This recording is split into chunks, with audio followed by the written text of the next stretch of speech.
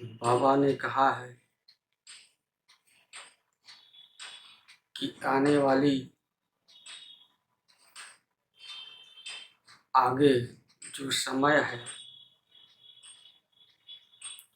वो काफ़ी भयभीत करने वाली होगी और सब भयाक्रांत होंगे। तो भय का भूत, आजकल भूतों से लोग डरते हैं ना, तो भूत क्या है? अपने मन के विचार ही, कमजोर मन के विचार, यही भय का कारण है। जब हमारे विचार कमजोर होंगे तो संशय रहेगा, ये होगा नहीं होगा, नहीं होगा तो क्या क्या होगा, और फिर उस पर नकारात्मक बातें, ये विचार चलते रहेंगे। तो जो तिल होता है, तिल का फिर ताड़ बन जाता है, तिल का ताड़ बन जाता है। तो ये परिस्थिति तैयार होती है, ये बिल्कुल कैसी होती है, जैसे राक्षस हम लोग सुनते आए हैं कहानियों में, कथाओं में, राक्षस एक विशाल राक्षस का रूप धर लेते हैं। तो भय के मारे हम अपनी मानसिक स्थिति को खो देते हैं, हम मूर्छित हो जाते हैं और इस प्रकार मानसिक बीमारी से हम ग्रसित हो जाते हैं। तो मानसिक बीमारी से बचना है तो मन को शक्तिशाली बनाना ही होगा। अगर मन शक्तिशाली नहीं होगा तो भय रूपी राक्षस हमें मूर्छित करता रहेगा। और चूंकि ऐसे ऐसे विचार, अच्छे अच्छे लोगों के अंदर ऐसी कभी कभी नकारात्मक विचार आ जाती है जिससे वो डर जाते हैं। एक कहानी के रूप में मैं ये बता दूं कि आकाश में गिद्ध बहुत तेजी से उड़ता जा रहा था, तो रास्ते में उसको कबूतर दिखाई दिया। तो कबूतर जब देखा कि गिद्ध बहुत तेजी से उड़ता जा रहा है तो कबूतर ने पूछा, गिद्ध भाई कहाँ जा रहे हैं आप? तो गिद्ध ने कहा कि 100 योजन दूर एक गाय मरी हुई है, उसकी लाश पड़ी हुई है, मैं उसी को खाने जा रहा हूँ।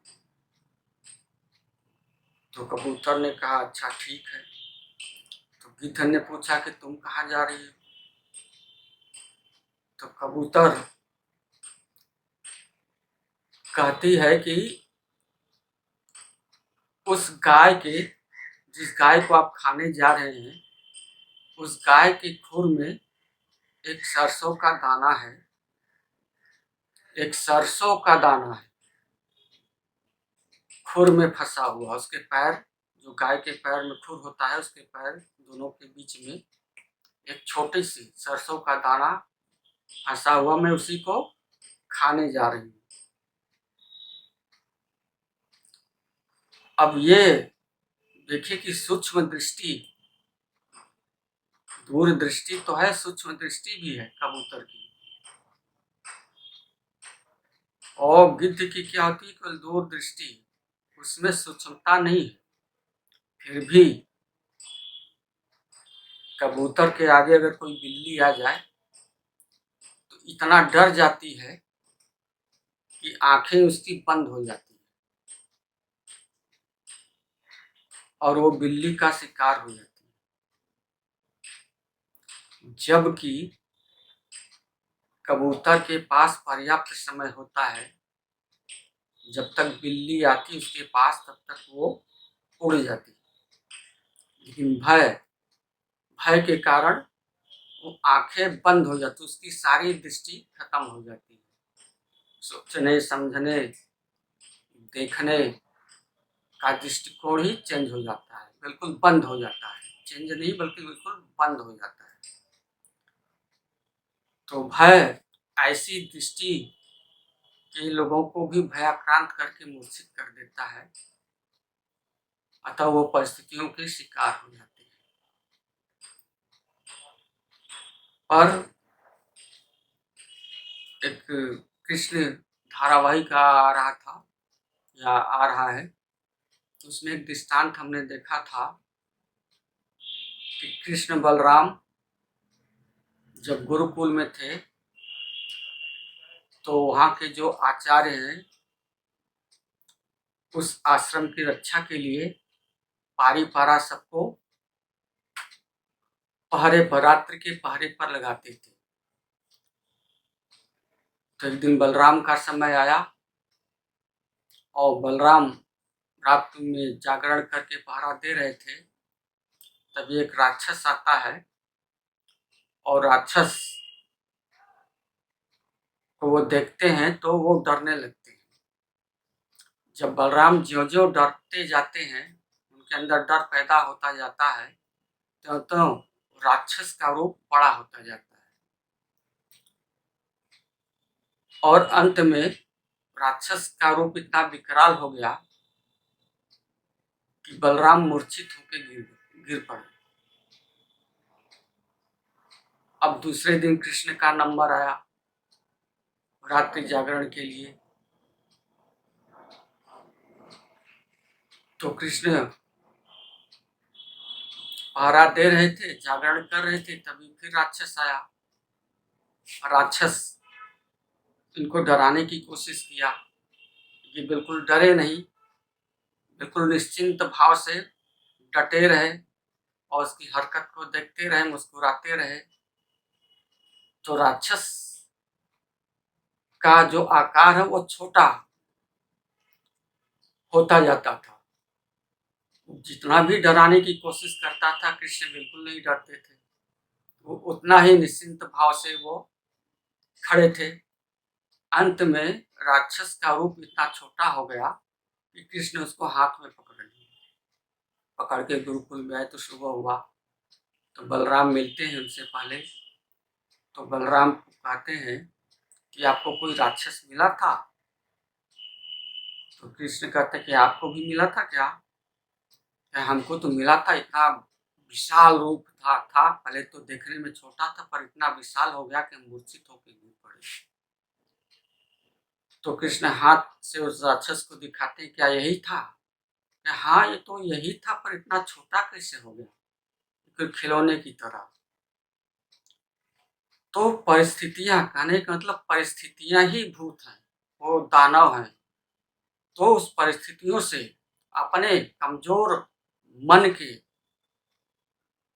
जो विचार से जो हम इमेज करते हैं, उस इमेज के कारण हम क्या होते हैं, भयभीत होते जाते हैं और वो इमेज रूपी जो परिस्थिति होती है वो क्या है, वही राक्षस होता है, वो बड़ा होता जाता है। तो तिल से हम ताड़ बना लेते हैं, राई से पर्वत बन जाता है, पर्वत जितना विशाल वो परिस्थिति हो जाती है।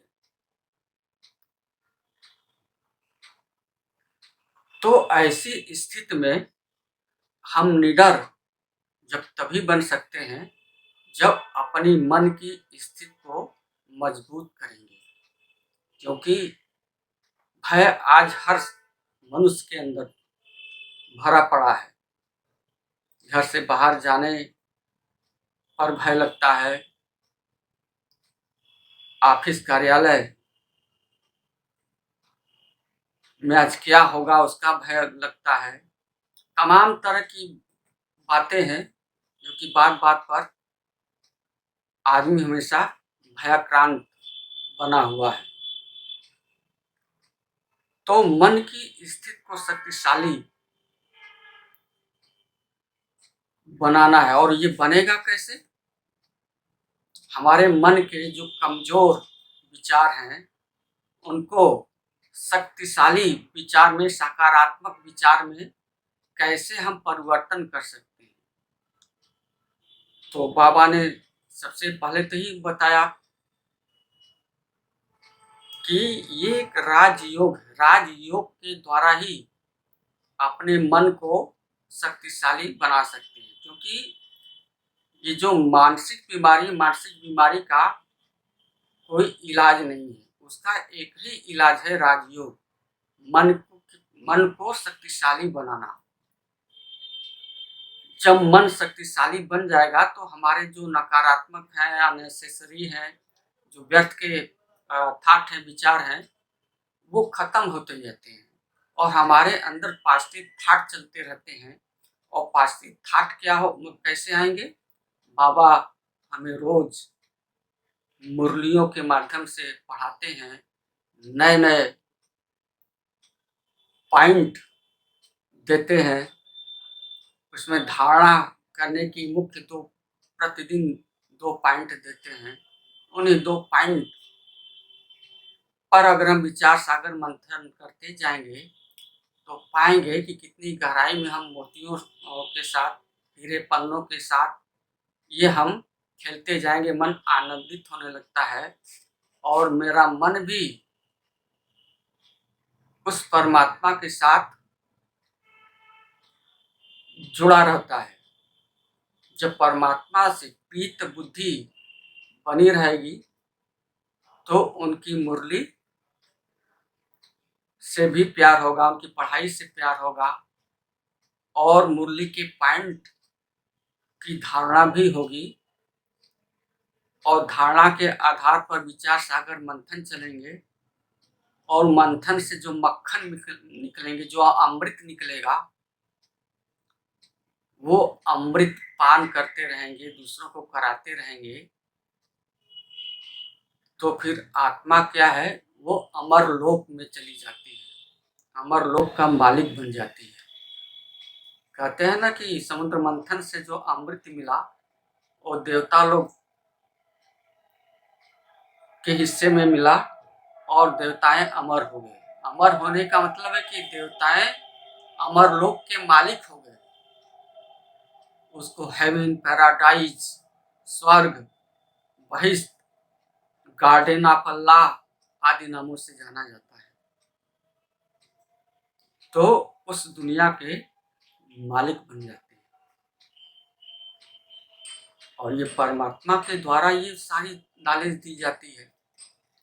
कोई मनुष्य मात्र ये कुछ जान ही नहीं सकता बगैर परमात्मा के बताए।